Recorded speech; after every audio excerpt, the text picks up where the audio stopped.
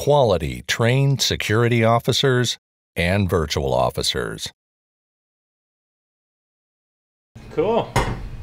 Welcome to the show. Appreciate you coming on. We are here with Micheal Huth. Micheal's with Palladian Tactics and Training and Consulting.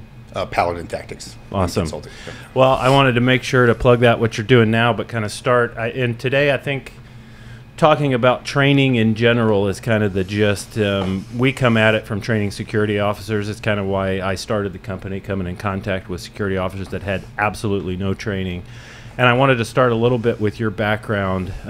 You were with Kansas City, Missouri Police Department.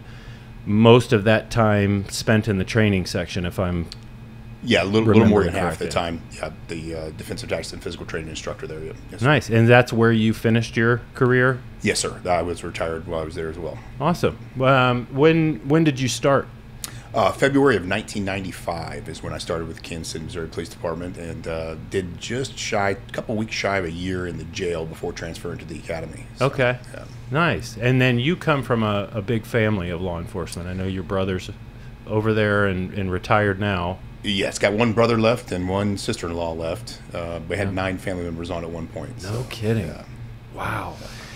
How, talk a little bit about that. Kind of, I mean, from a family aspect, was it always known that that was where everybody was going, or did it just kind of end up that way?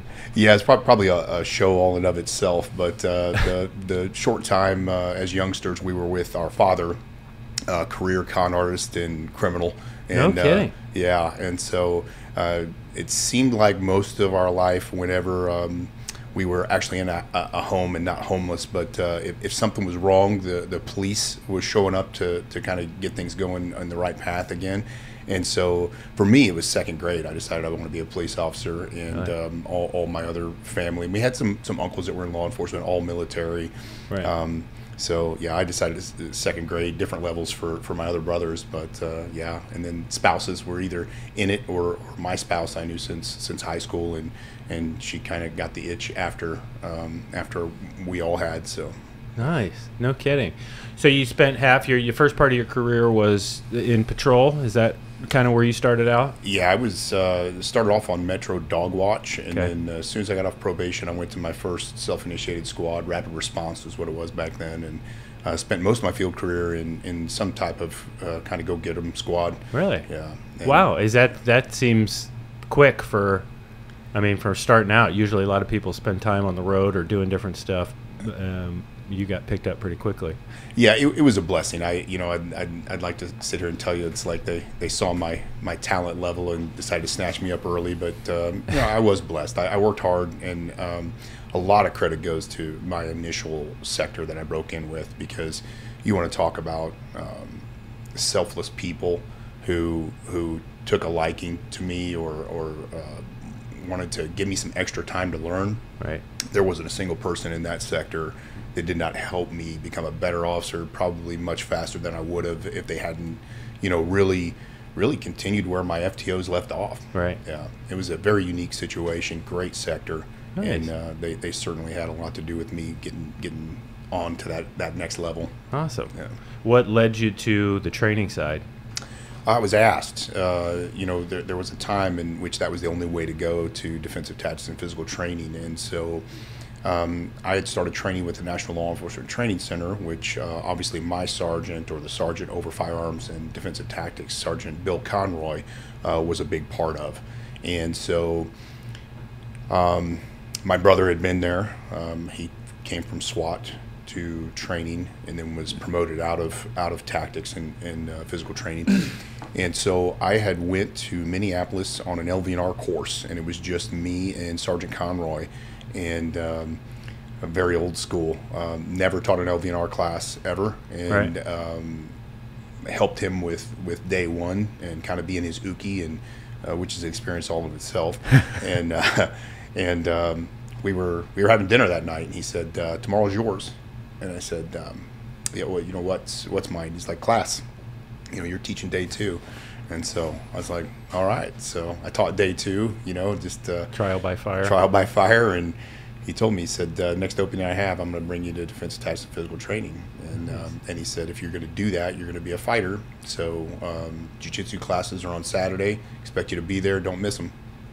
And the rest was history. No kidding. And how many years did you spend there in 13 the training? years. No kidding. Yeah. I was very blessed. Jim Lindell was there for like 23 years. I was going to ask about that. Was he the one that created the LVNR? He was. Yep. Right. And also known as the father of handgun retention. So interesting.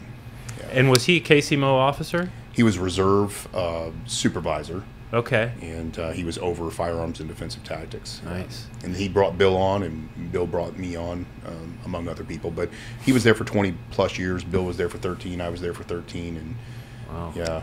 Michael, what's the Minneapolis connection? Because when I went through you guys' school, that was my LVNR instructors, where there was a Kansas City instructor and there was also Minneapolis. Is it just a partnership between the two agencies?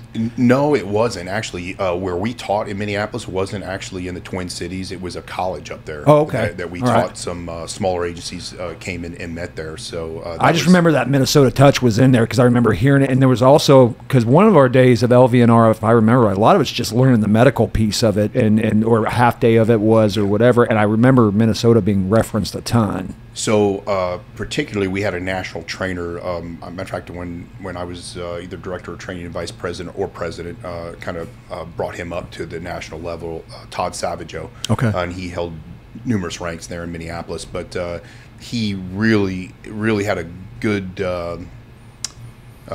He taught LVNR very, very well, and so probably coming to the conference, he probably would have been in that room. Okay. When I was picking trainers each year for different courses, I would pick him for LVNR more times than not if he was. Did you go through that? I never did. Through that school? No. I did clamp and grasp. What they put me through. If you want a fun story, I remember when I was going through it. If you're doing it properly, you're actually you're getting this side of your head, and you had to do it from both sides, but you're getting this side of your head up against the suspects.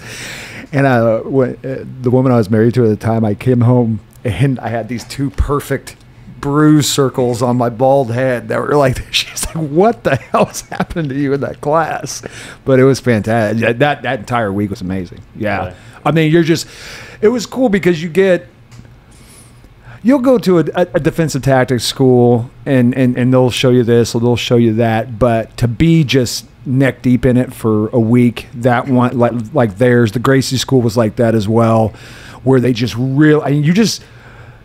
you're going, we would do some little 2-hour thing and then you're back on the road and doing, normal That was my stuff. beef with grasp and clamp, because they put me through and I became an instructor of that, and I thought it was really good stuff, but I thought if it wasn't something you were practicing regularly, or I was picturing officers we had at the department and going, there's no way that this person's going to pull that off. That's going to be able to use that or do it. But it was a very good, that's how I met Tommy Schatzel. Do you know Tommy Schatzel? I know that name. I very well may have crossed paths. Yeah. He was a DT guy at the Academy, Johnson County. He does some firearm stuff for us.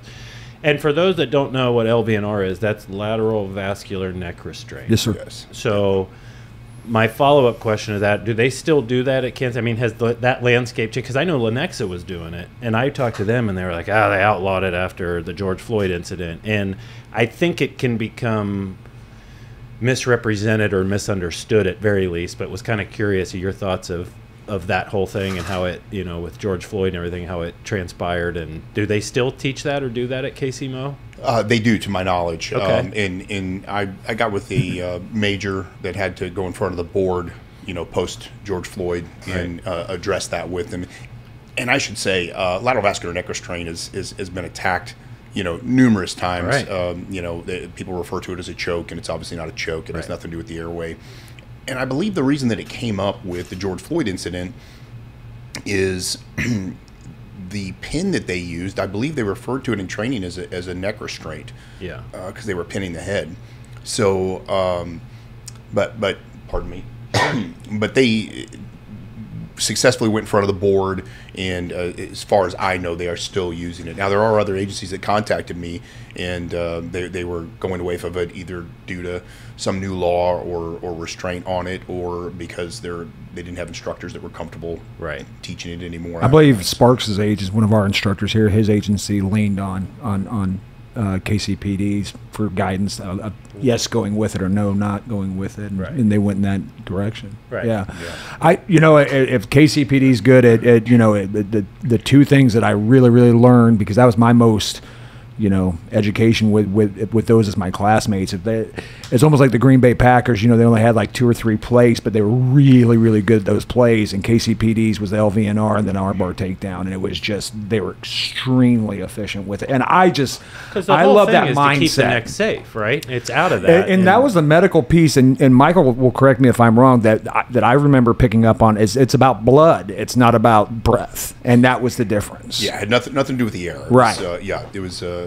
And again, it's been misrepresented even in a good way, and people say, well, it cuts off blood flow to the brain. Well, without a surgical clamp and opening up the neck, you can't cut off blood flow to the brain or stop it from the deoxygenated blood from coming out, but it certainly slows oxygenated blood from going to the brain. Yep. Right. And it certainly slows deoxygenated blood from coming out of the brain, right. and therefore, the experience is that it will render somebody unconscious should they continue to struggle. Something else that most people don't know about the LVNR, unless you've been to the class, is the object is never to render anyone unconscious. That's a byproduct of their continued resistance. Right.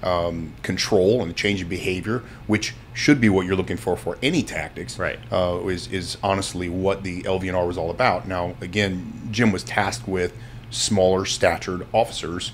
What's a good control technique? And, right. He used his experience in judo with blood chokes, or what was referred to blood chokes, and he developed the LVNR. Which I'll just throw this out there. I could talk for a whole day on it, but it causes a lot of hurt feelings when people say, "Well, it's just a vascular restraint. He didn't make it up." Well, he never claimed to make it up, but he was the first person to take it out of sport or combat and put it into an entire system, which he developed and got it approved for law enforcement training. So, anybody can go and do a vascular restraint, That's the one that you saw on our Facebook where Gracie put me to sleep. It's the exact same thing. Yeah, it's the exact same thing. I just remember telling Gracie, I said, if I piss my pants, I'll be really upset. Because I hadn't been through that class yet. And so I was at his school. But what I loved about that 6-day week there, I never felt that crew was teaching us stuff that had 17 steps, and that was always my beef. It's like, there's no way I'm going to remember this, man. Let alone teach it back to people. And it was, the cuffing was amazing, and it was just very simplistic stuff that I was just like, I'll remember that. I'll remember that. Whereas I go through other schools and I'm like, it ain't going to happen. Right. It's great if you practice it every day. But. Well, and what's fascinating about that, and I'd scream it from the mountaintops and still do to this day, that what I loved about NLATC is, number one, the experience from your national instructors. Egos would get set aside, because if you got that group of men and women together and said, like, show me what you know, you couldn't fit it in half a year. But they're teaching this very simple program that Jim Lindell came up with. And what I've always said is, search high and low. I've trained all over this nation, and I don't know of another training company that can take their basic modules for 6 days, and granted, they're making instructors, that's what they do, but if you were to use that same concept for training security officers or police officers, you could literally finish that six-day course, or at least certifying those programs, and go to an FTO, and then they could take you from there on the street. You can have what you need basic. Now, that's not enough hours, obviously, but arguably speaking, that introduction to all of those different programs could make you FTO ready. And what I say is, there's so many trainers out there, and I would say this, like, you can get a sexier program from anywhere else. But if I go to Gracie's for ground combating, and I go to Greg Douglas's knife course, wherever I go, those are outstanding. Those are like top of the hill training things. If you want to go to that, or if you reach that level, that's next level stuff. But one doesn't care about the patterns of movement of the other, or the verbiage of the other. And what NLATC brought to the table was commonality from controlled defensive tactics all the way through their most complex I thought techniques. It was I thought it sunk in for me more than anything, and you're exactly right. He brings up a great point. They brought an instructor in from the East Coast, and his name's escaping me. He was a riot. And he came in, his knees are all beat up and stuff, and they said, hey, put Leon in, I think they called it Rhode Island Red or something like that. And he took me from an arm bar and actually made me do a somersault and brought me back up. Yeah. And I want to say his name was Brad, but that's Brad not, Inman. Yep. Brad Inman. That's it. Absolutely. Yeah. Okay. Yeah. I remember he did that to me. I was like, it was like that Chris Tucker moment, and which one of y'all just kicked me? Yeah. You know, and I didn't even know how he did it. But then, and they were doing that in jest, you know, because there was a lot of movement to that and stuff. Then we got back to, and so you just knew this guy's skill set was just through the roof. And but the core stuff that I was taking from it was very, very 3 steps, 2 steps, you know, positioning, stuff like that just made it easy for me. And then as soon as I got out of that one, that's when I really started teaching more for us. Right. Yeah, because I could take it and I could immediately, we get about 6 hours with our guys. You know, on DT day. Yeah, we get about 6 hours with our guys, which is more than any other security company does. Right. But I was sitting there thinking, I'm going to take these 3 things from the LETC because that's going to be the most efficient with my time. Yeah, it just was. No, it was a fantastic school. Well, that's an interesting scenario that we've battled with and with the security officers is, you know, our thing is, the security industry in general, it's pretty much watch this 3-hour video and go be a security officer. So we invest a lot time-wise into training, defensive tactics, and everything else. When you have limited real estate, it's tough to figure out what's the biggest bang for your buck and what do you want to spend time on. Like, we're going to give them handcuffs. We ought to show them how to use it and to teach it, but how do you balance that stuff? And there is a difference between training security officers and law enforcement officers because we have that out to be able to say we're going to only use force to protect ourselves or somebody else. We don't need it to affect an arrest, whereas law enforcement has that extra step to go, you need to, you know, turn that. If we get into a situation, we can back up and go, hey, let's get the cops out here and try. And we train a lot on de-escalation, some different stuff. But just kind of interested in your experience in training a lot of police officers, what was the thing that they struggled with the most, or what do you think was the most valuable to equip them with before they hit the street? Man, it's a great question because I watched it change over the years from when I went through the academy to when I was an instructor in the academy, and even the 13 years I was there, it changed, and for the better. But first and foremost, literally teaching people how to treat people like people. I mean, that is I couldn't agree more. Communication in general, it was kind of one of those things. You went to the academy. I went to the academy. They assumed you knew how to you knew how to speak to people. You'd made it through at least one interview, and somebody judged you on that. Right. And then communication, back and forth with your instructors, and when that was appropriate. But and most people had either been in the military, they'd been in college, they played sports at some level, maybe past high school. There was no question as to whether or not you knew how to carry on a conversation with a complete stranger. And again, we could do a whole other day on empathy and experience and things that are probably lacking today and that I watched slowly disappear. But they're treating people like people first. Yeah. And then whether they could retain the simple stuff and learn to do the simple stuff well past that point. And then we really did almost lean a little bit toward our security brothers and sisters in the sense that we got to a point where even as police officers, we had to say, you know what, let go of the rope. Right. First rule of water skiing, let go of the rope. Right. So if you find yourself in and it's somebody had to give them permission, back up. Right. Walk around the other side of your patrol car. Yeah. Do things that we never would have done. Space and boundaries. That's a big well, one. It's that, and I call it falling for the Ferris Bueller thing. And the Ferris Bueller thing is, remember the scene in Ferris Bueller where he goes, "If I'm going to get busted, it's not going to be from a guy like that." And that's when an officer comes up, security, police, bouncer, whatever the case, comes up and is just a complete dick. You're right. It's gonna make somebody be like, yeah, maybe this is worth going to jail. Yep. Yeah. Well, how you deal with people. You use something that we talk about in training where we'll say there's a difference. You're on your way home from work and you get a text from your wife, your significant other, that says pick up dinner.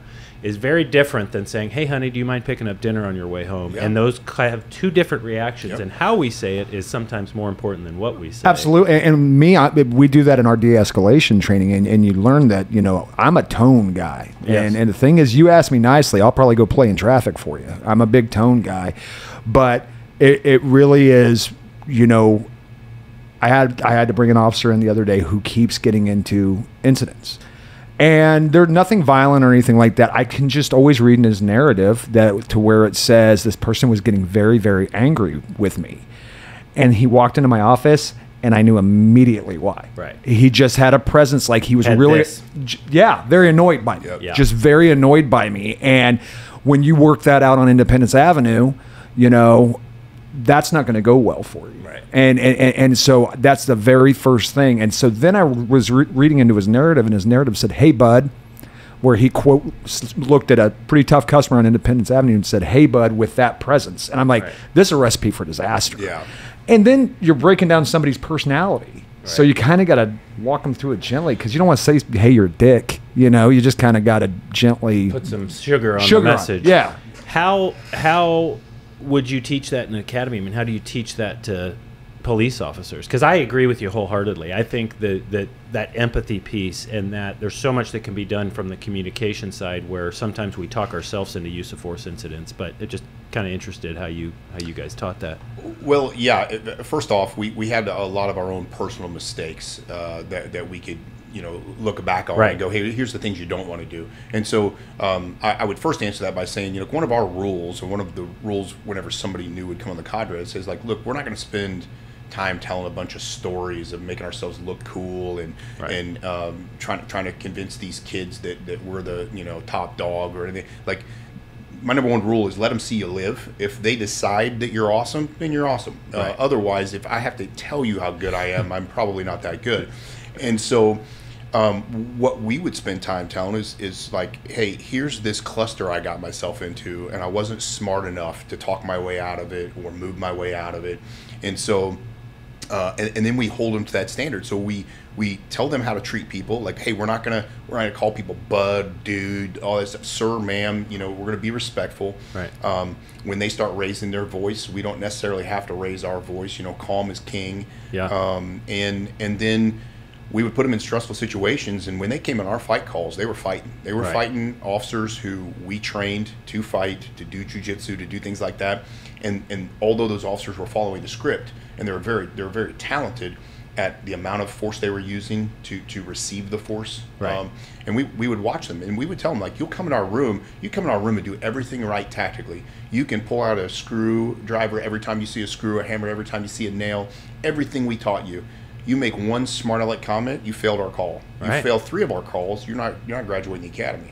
you know, my experience in LETC is that was the first group of instructors who really keyed on me the control piece not more than the cuffs or more than the tactic. If you're not going to control something, they even did it, even when we were, if I remember correctly, they were I had heard of pressure points my entire life. My Right. dad was a cop, you know, I had heard about pressure points but nobody had taught me to control the chin if you're going for a pressure point in the face. And so when you did try those, when I was first getting into security or first getting into law enforcement, and you would apply the smallest amount of pressure to the pressure point, well, they just move away from it because you don't have control of the actual apparatus yet, Right. you know? And I know that was a big key for you guys, was the control piece. Yeah, and again, Jim Lindell did a great job of front loading all of that stuff into the tactics and the systems and the modules, and again, the trainers, nationals, ACCTs did a great job of regurgitating that. And again, that's where I cut my teeth. Those are the characters that I learned from, and I would tell them every year, even when I was, you know, president, vice president, director of training, different times. That I'm like, I remember coming to my first class and seeing those guys teach, and I literally thought, like a small child, I thought, man, if I could do that, if I can be that guy or that gal in front of a class, I'll know I arrived. Yeah. And so a lot to learn from. But to that point, you know, you fight combatants, and you handcuff people who are under control. Period. You know, the number one mess up in handcuffing is number one, not knowing when you should or shouldn't, Yes. and then past that point is trying to wish them on, is what we would call it. Is you have the handcuffs out, and you think that because I tell you you're under arrest and you see my handcuffs that you're easily going to go into them. That don't make it so. Yeah. Now that hand's almost useless. And so, and to that point, and then I just also want to jump back to what you were talking about when it comes to the wrist locks and things like that. Yeah. Arm bars, LV&R, you name it. I would have people come back, you know, going over an incident where things didn't go so well, and they love to say, like, well, I tried the arm bar, but it didn't work. I go, ooh, you didn't work. Yes. Right. The arm bar's been around 100%. since Cat was a kitty. Arm bars 100%. work. That's Right. simple. That's simple leverage and science. Right. You screwed that up. Yeah. So I was teaching, I had just finished an LETC. and I was teaching with Lane out at the police academy. He asked me basically be his Uki for the week, and which means he just beat the shit out of me for the week. And he was teaching for ABC. All their guys were coming to be new close quarters combat instructors, and so we're putting them through that school. And Lane's teaching them an arm bar, and he's got to move. You know, there's a piece to an arm bar, a real good one. A guy who's really good at where it's when somebody gives you some resistance and going down, you almost shake them out like a bed sheet, and like with that, like that. And Lane did it, but didn't tell them, didn't talk them through it. He just naturally did it, and I caught Lane doing that, and these kids were making him nuts, and the only reason I caught him is because somebody at NLETC had walked me through how do you battle through that resistance piece as somebody's getting on all fours, where you're almost dragging them out, you're dragging them away from that plank that they're trying to put in front of you and stuff. And somebody, because I was doing it wrong at NLETC, and they're like, stop, you're missing this piece. When they give you this bottom resistance right here, you do this. And Lane had done it for so long, for so many years, so many times, he even forgot that he was doing it. He was just naturally doing it, but not instructing it to his new instructors. Right. And you got to take those instructors, like, man, you got to teach this stuff back to me. Right. You know? Spoon feed them. Yeah. And you have to see what their ability is to come up with how they're going to teach the same thing. They're not going to do it just like you. Right. But yeah, that's, the piece of control that a lot of people miss is the simplest part. I say guys are worse at it than anybody I've ever met, but things simple like arm bars or wrist locks, they could be a new recruit a week long, and if you take your eyes off of them, they'll be resisting. Yeah. Like, I didn't ask you to resist. Right. You're learning this, number one, and there's two ways to win in combat that I'm aware of, with combat, fighting, whatever you want to call it. It's surprise and violence of action.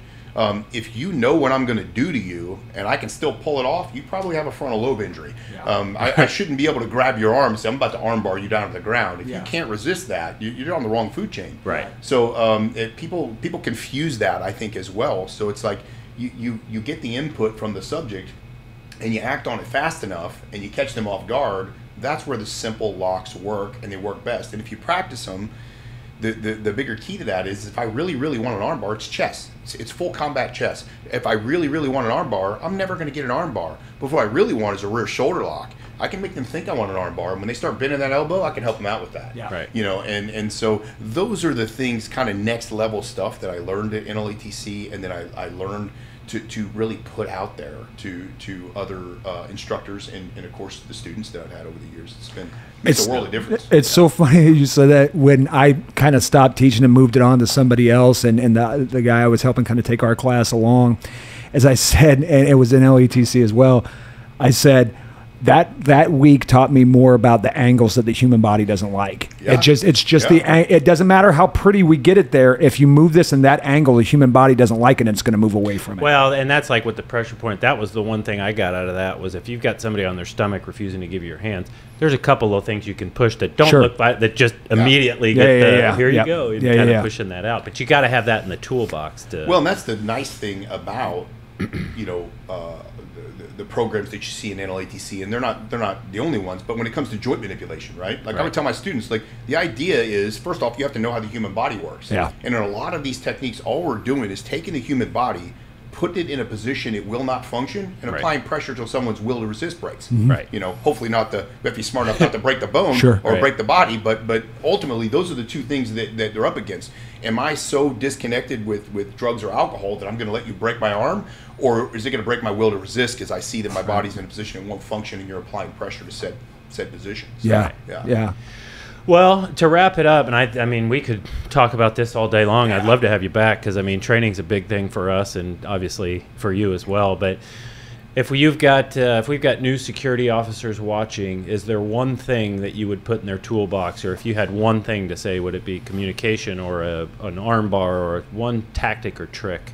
Is there one that you think lends itself to security officers in particular?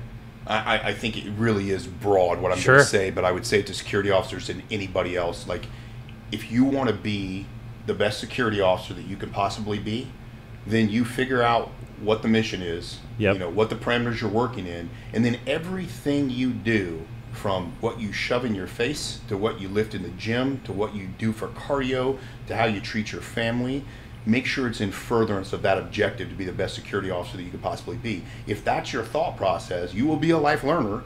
Right. Everything you do, it will just be permeated with this idea that I have to be my best self. Right. If you're being your best self, you can be fill in the blank: best security officer, firefighter, cop, correction officer, military person, whatever that is. But you literally have to think about everything that you're doing in your life, and if it's not in furtherance of that objective, in this case, to stand between good and evil, right, take it out of your life. We were just talking about this. Better with it. We're talking about this across the street about how our training's changed in the gym, and about how I've, used to chest day, you used to isolate, or this today I'm going to deadlift, or today, and now I've changed everything. Even in my 40s, I've changed everything to that, to where I don't. It's serving me a purpose in a positive way. Yeah. How's it serving me a purpose in a positive way? And honestly, if the great zombie apocalypse comes, are you going to be in decent shape? And I'm using that as a funny metaphor, but sure. But really, when it comes down to it, am I going to last out at range? Am I going to last through a DT day? Am I going to last through a call if we go on a call? Am I going to last through that? And am I going to have the cardio to do it, the strength to do it, and things like that? Instead of, man, I wish my biceps had more of a peak to it. Right. And it's kind of a broader version of that, but the idea is exactly spot on. That I'm a servant. I would tell my police recruits, I go, look, if you've never been in food service, number one, you should quit the academy, go get in food service, come back. Because at the end of the day, it's what we're doing is like food service, right? Yep. You're going to meet somebody you don't know. Yep. You're going to figure out what it is they desire from you, and you're going to try to leave them better than you found them. Yep. In the worst case scenario, sometimes your customers shoot at you and you have to shoot back. But you're in food service, you're in service, right? So what do those people that are going to encounter you deserve? They deserve bare minimum, and I'm sure somebody smarter than this told me this, but when I walk up to a scene, when somebody's called 911, no one should look at me and go, oh man, they sent this guy, right? Or they sent this gal. Yeah. They should absolutely see, like, oh man, I dialed 911 and they broke the glass when they sent this guy, right? Or like say gal. But at the end of the day, it has to be that. And then not only that, I owe it first to the people that I'm serving. But then I owe it to you as my teammates, right? I don't want to get in that situation like you said and become part of the problem. Now you and I went on a call together. And instead of you being able to solve that problem, you're not only rescuing the people that were out there serving, but now you got to rescue me. That's not fair. That's not. Nobody wants that of you, right? So give the people what they want ultimately. Yeah, I love it. That's a great point. Well, I appreciate you coming on. Paladin Tactics is your company. I'm going to throw a link to that in the description too.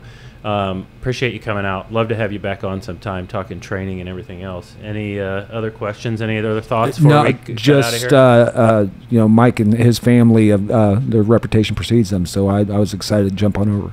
Yeah. Truly appreciate it. Humbled to be here and be humbled to return. And Chip beat me up at a photo shoot for a police catalog. I was at that photo shoot. I didn't make the final cut. Uncle Mike's. Yeah, he kept beating me up, and so tell him thank you. I still remember that well. You're going to tell the story? Yeah, because I love it. Well, because we got paid the same amount for whatever that was. They wanted to use law enforcement officers for Uncle Mike's catalog, and so they. This is bogus, by the way, but go ahead. Well, and so we both got picked, and his day was your brother slamming him down. He was the bad guy, and your brother was slapping him down on the ground. And then the same day I went in, they put a duty belt on me, snapped a couple pictures. I was there for an hour. Said you could go. And said, see you later. Yeah. I was gone. And I was out of there. He got out. It was, I think, like sun up to sundown. That over Chip and over picks again. me up after about the 100th time, putting me on my chest, and says, this has got to be getting old. And then I go, it really is. Yeah. It really is. Yeah. we could do a whole show on videos and stuff and catalogs that Chip and I have shot, but no kidding. Literally under the lights, just